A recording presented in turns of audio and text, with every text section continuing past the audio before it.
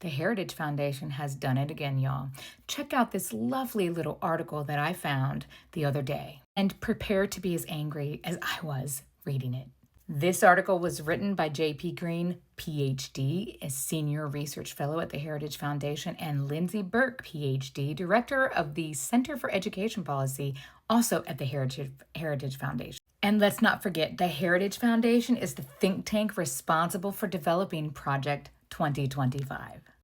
Now, this lovely piece of work is talking about how they can restore fertility rates in America because we want to boost the population, right?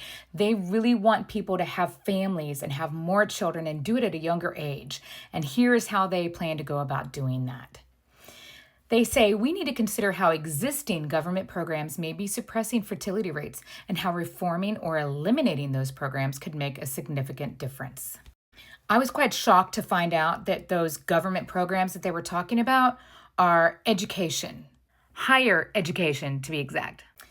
So here the article states people are more likely to have children if they start having families earlier and if they have religious convictions that make them think differently about the costs and benefits of raising children. And yet, current education policies push people to delay having families until they are much older and impose barriers to accessing religious education, both of which significantly reduce fertility rates. Oh yeah, that was the second thing, access to religious education. They say U.S. higher education policies provide enormous incentives for more people to attend universities, take longer to complete their degrees, select degrees with negative returns on investment, and pursue advanced degrees at much higher rates than if we did not have such programs. In particular, highly subsidized student loans encourage more people to enroll and remain in higher education longer than they would if they fully bore the cost of their schooling. You know, I just think this is one of the many reasons they want to dismantle the Department of Education, because among the other things that the Department of Education does, it administers federal student loan programs and federal student aid. Yeah, those things. Oh, and they say education policy also suppresses fertility by discouraging parents from choosing religious education in K through 12 schools. Children who receive a religious education, they're more likely to hold stronger religious beliefs when they grow up.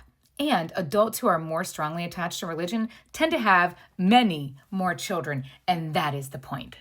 And they say religious something appears to encourage fertility by altering the cost-benefit calculations of having children. See, religious people see stronger benefits in having children and are less bothered by its expense, allowing religious parents more easily to redirect their limited funds away from other types of consumption and toward larger families, because that's what we want. More young people going into greater debt just to have larger families for the United States of America. But here's a real kicker. They ended the article with this statement. Just as the best way to stop getting deeper in a hole is to stop digging, the best way to promote fertility is to stop the government programs that discourage having babies.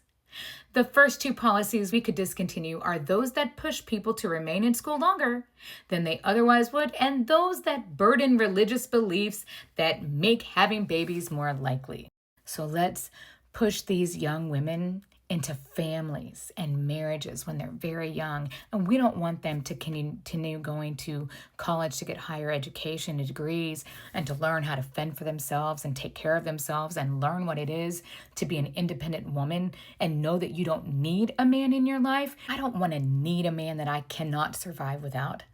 I want to be able to survive without a man, but choose to have a man in my life because I don't want to live without them. Those are two very different things. And that is what I think many young people are realizing today. And I am all for it.